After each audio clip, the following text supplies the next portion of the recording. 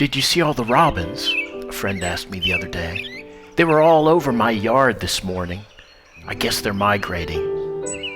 No, I hadn't. That morning, my heart and soul were in a very dark place after the devastating news of our nation surpassing 500,000 COVID deaths, more than died in both world wars and Vietnam combined. And then that little boy froze to death in Conroe, Texas last week because of a massive power outage. I usually find hope in early signs of spring. Where will I find hope this year? Forget the groundhog stuff. Who even thought of that story? We fall for it every single year. That little rodent shows up on the second day of February, way too early to even think about spring, to inflate our hopes, and then to bury them in a crush of ice and snow. Emily Dickinson said, "Hope is the thing with feathers."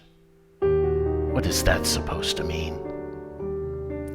Then, yesterday, a broad smile bubbled up from somewhere deep within me as I saw not one or two robins, but dozens of them, happily hopping, as they do, along the roadside, across my back fence, literally everywhere I looked.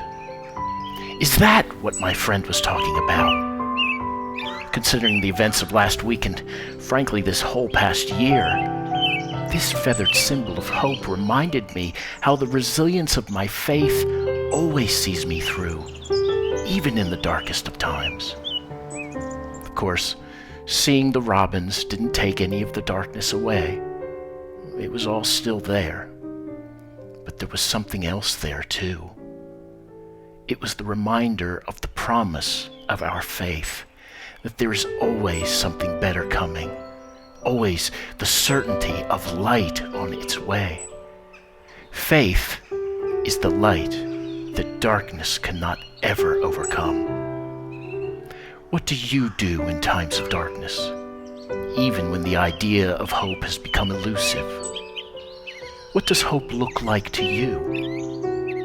How do you know it when you see or feel it? You see, real hope is different. It arrives softly, landing gently, sometimes when you least expect it, often when you've all but given up. God is with us in our darkness. God reminds us in ways that are personal to each of us that spring is always coming.